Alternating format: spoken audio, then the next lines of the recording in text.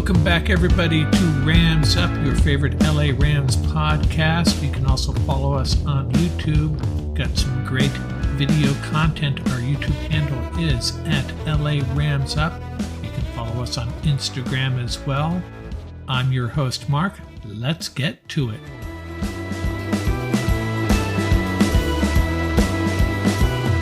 Greetings, Ram fans. It's that special week, Rams-Chargers week, the battle for LA. And not really, the Rams already own this town, but nonetheless, Rams versus Chargers at SoFi, that should be a fun game. We'll be previewing the game, of course, and we also have our Rams Up straight up game picks. First, lots of notes to get through here. For those of you who do not do scoreboard push-ups like I do, a 51-point game like that, it adds up to 423 push-ups. It took me 3 days, but I got through it. And speaking of 50-point games, my research indicates that the Rams now have more than any other NFL team. As I shared on Instagram and our YouTube channel the other day, the Rams have done it 16 times. They did it twice in the 40s, 5 times in the 50s, back in those Bob Waterfield, Norm Van Brocklin days. And now they've done it twice under Sean McVay. The Patriots are second with 15. The Bears are third with 13. And that's the most points the Rams have scored since that crazy classic Rams-Chief game in 2018. Interesting side note, Cooper Kupp was drafted in 2017. He's had an amazing career, possibly on his way to the Hall of Fame. He's missed both of the Rams' 2 50-point games during his career with the Rams. He missed that Kansas City game. And of course, he missed this most recent game against the Broncos. Now, most of you probably heard about the fisticuffs after the Bronco-Ram game, Oday Aboushi and Randy Gregory getting into it. And both of them were originally suspended, which I thought was pretty harsh, especially for Aboushi, who just retaliated after Gregory took a swing at him.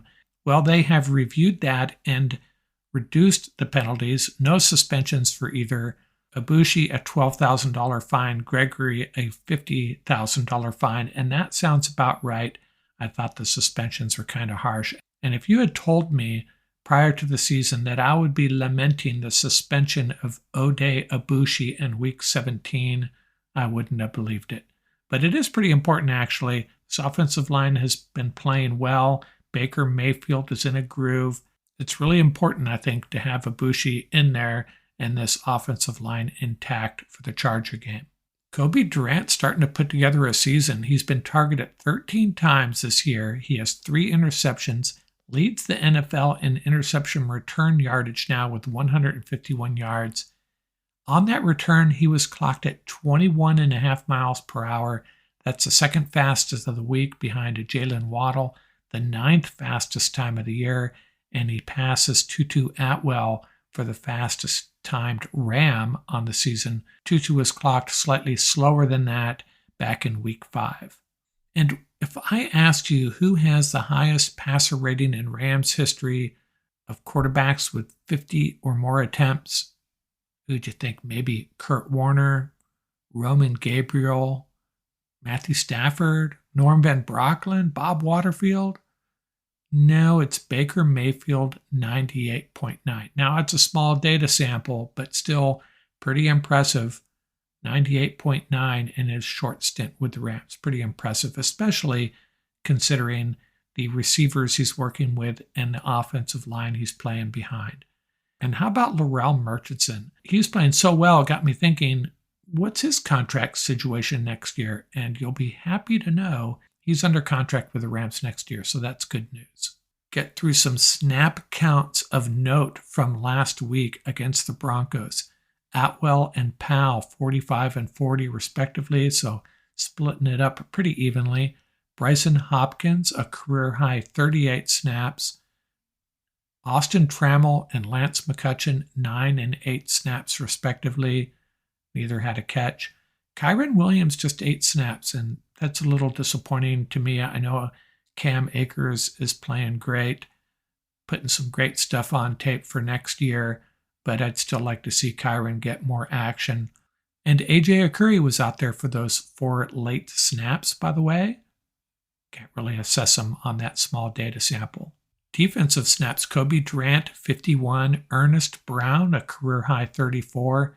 Ernest Jones getting dialed back slowly. It seems like less than half the snaps at middle linebacker. Bobby Brown had 29 snaps, so hey, Bobby Brown's got to be part of this rotation next year, right? Are Ashawn Robinson and Greg Gaines both coming back? Maybe just one of them? Bobby Brown may have to step up next year. And Laurel Murchison had only 16 snaps, but remember, he got dinged up. Due to the blowout situation, a bunch of other guys got snaps, including Quentin Lake, Robert Rochelle, Darion Kendrick, Christian Roseboom, and at the end, Braden Thomas and TJ Carter. That was all pretty much garbage time for a lot of those guys. Some Pro Football Focus grades for you. No surprise, Kobe Durant, 94.7. Career high. Bobby Wagner, who has been playing so good, at 91.9. Tyler Higbee, a game for the ages for him, 90.3. Leonard Floyd, according to Pro Football Focus, had a good grade, 88.4. And Bryson Hopkins comes out from the shadows and posts an 85.8 score. And you know what? He's a heck of a blocker. I think he's got a future with his team. Another guy that just needs more opportunities. And Cam Akers, 81.0. Rob Havenstein, 80.8. We'll be back in a second with our preview of the Ram-Charger game, and then our Rams Up Straight Up picks.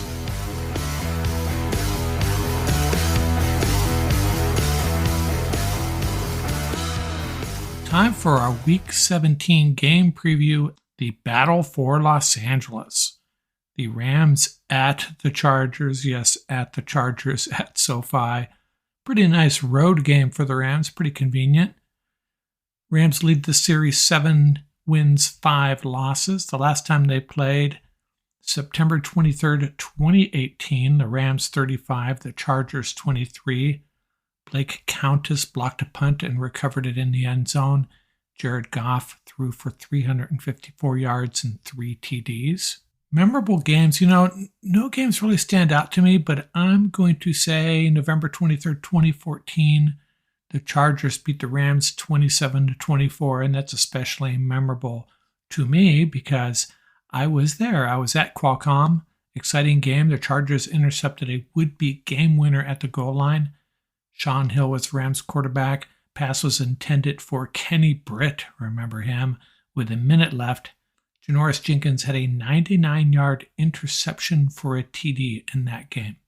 The Chargers head coach Brandon Staley, familiar name. He did such an outstanding job as the Rams defensive coordinator for one season.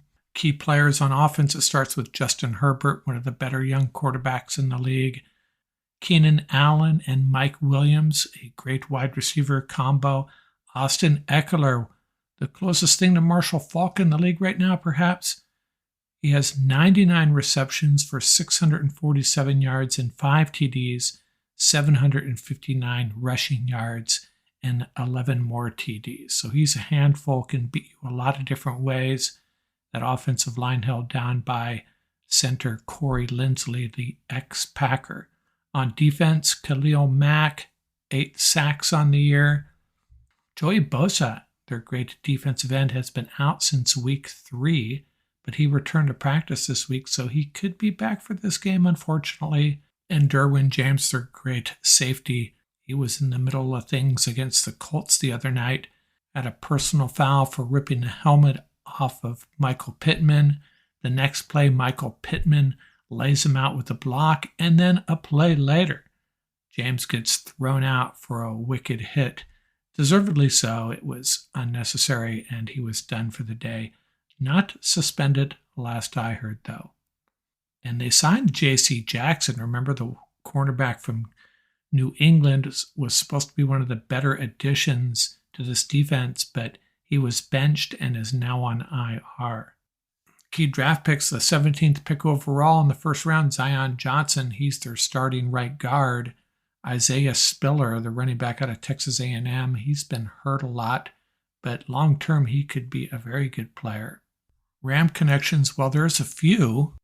We already mentioned Staley, then there's Sebastian Joseph Day, Gerald Everett, the tight end. He's day-to-day with a groin injury. Remember, he left the Rams for the Seahawks and then bounced over to the Chargers. Sony Michel, the running back, is buried on the depth chart, and Troy Reeder, mostly a special teams guy. Morgan Fox had a breakthrough season with the Rams a couple years ago, moved on to Carolina. Now he's with the Chargers. He had 5 tackles and a sack against the Colts, 5 sacks on the year, so he's very productive. And their backup running back, Joshua Kelly, he's out of UCLA and the Antelope Valley.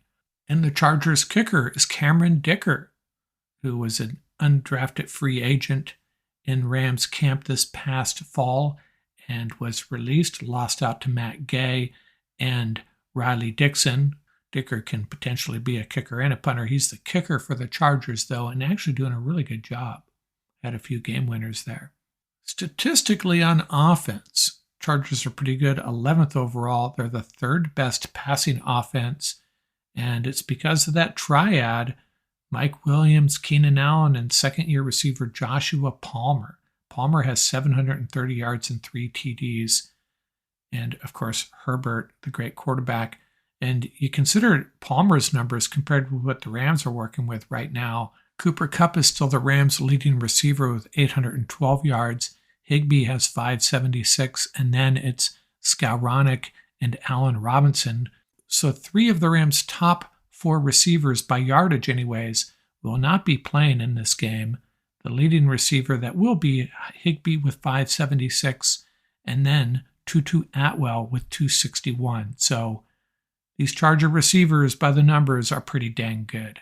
Defensively, the Chargers have struggled against the run. That's where you're going to beat the Chargers, running the ball down their throat. Although if Bosa comes back, that will help them in that regard. Chargers are favored by 6.5, which sounds about right. Could be raining in LA. Weather will not be an issue in SoFi. Well, how have the Chargers been doing? Well, they're 9-6. They come in with a 3-game winning streak, having beaten the Dolphins, Titans, and Colts. They've clinched a playoff spot. Right now, they're the 6th seed, sandwiched between the Ravens and the Dolphins. And after the Rams, they close with Denver. So they've got a good chance at getting to 11 wins. But my bet is they're going to end up right where they are right now as the 6th seed. What are my fearsome 4 keys to the game? Well, fearsome key number 1, Rams need to do the same thing they did against Denver, establish the run on early downs, don't get behind the chains. That was their key to success last week. That will be their key this time as well. Coleman Shelton really established at center. Rob Havenstein's playing well. And I think Ty Nsekhe is getting it done as well. And Baker Mayfield knows this offense. Looked like he had it going on. Once the Rams established the run, Rams were in good shape. Fearsome key number 2. Now, the Chargers don't hang their hat on their running game, but Austin Eckler can be a dangerous guy. And the Rams' defensive line, 3 of their top 4 guys still out. Aaron Donald, A'Shawn Robinson, and Marquise Copeland, plugging in a lot of new guys. Bobby Brown, Greg Gaines, he's been there all along, of course. Ernest Brown, the 4th. Jonah Williams. They didn't really get tested as much last week as I thought they would because the Rams jumped out to that big lead. And so this game could be different. They're going to have to stop the run all game long, and that's going to be a challenge. They need to have a decent game against the Chargers running backs. Fearsome key number 3 is the Rams not getting overmatched by these 3 big Charger receivers, Williams, Allen, and Joshua Palmer. Palmer comes in at 6'1", 209 pounds, but I swear he looks bigger. Williams, 6'4", and 220, and Allen, 6'2", 211. So they will be a challenge for the likes of Troy Hill and Kobe Durant. Be interesting to see how the Rams use Jalen Ramsey against these guys. It's going to be a tough matchup for the Rams cornerbacks. And fearsome key number 4, we got to continue this takeaway surge. We had 2 against the Packers, 4 against the Broncos, and got to keep it up. Sometimes takeaways come in bunches. It becomes contagious, and you get a couple in one game, you get a couple more in another, and next thing you know, your defense is a takeaway machine. And Herbert's been known to get a little bit aggressive with his throws. Rams need to take advantage of that. Hey, maybe we'll get a fumble recovery too. Definitely can't be in the red when it comes to takeaways. Being positive in the takeaway department would be a big advantage against a pretty good football team, the Los Angeles Chargers. My prediction, I think the Rams are going to hold up in the red zone against this Charger offense, force a few field goals, and Rams will find a way to get into the end zone. They'll be able to run the ball pretty well against the Chargers, I think. Therefore, I'm going with the Rams 27-23 on the road at Los Angeles. Rams get the win. DraftKings Sportsbook, an official sports betting partner of the NFL, is my go-to when betting on the NFL this holiday season. Right now, everyone can earn up to a 100% boost with DraftKings stepped-up same-game parlays. And how about this? If you download the DraftKings Sportsbook app now and use code TPPN, place a $5 bet on any NFL team to win their game, you get $150 in free bets if they do. Only at DraftKings Sportsbook with code TPPN. Minimum age and eligibility restrictions apply. See show notes for details.